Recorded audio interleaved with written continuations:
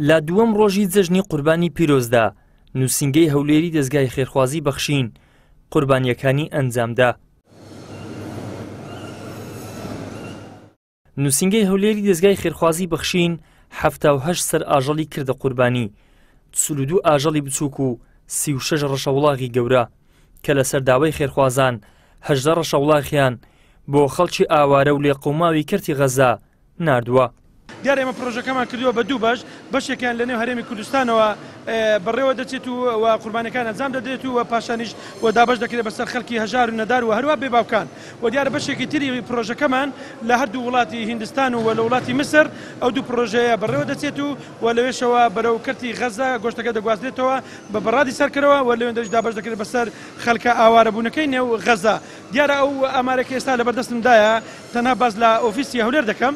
دیارە ئۆفیسی هەولێر سوپاس بۆ خۆی گەورە 36 ڕەشەوڵاغی تەنها برن ڕەشەوڵاغی بۆ هاتووە و 42 لە کاوڕ و بەران و مەڕ بۆ هاتووە و لەو 36 ڕەشەوڵاغی دیارە 18 ڕەشەوڵاغیان لەسەر خواستی مسلمانان ئەوانەی کە بەشداری قوربانیان کردووە.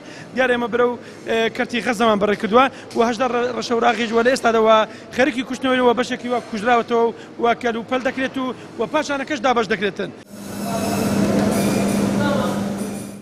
بەڕێوەبەری کوشتارگەی هاوچەرخی هەولێر دەڵێت هەموو ئامادەکاریەکانمان کردووە تاکو بتوانین لە ڕۆژانی جەژندا زۆرترین ئاژەڵ سەر ببڕین بۆ قوربانی.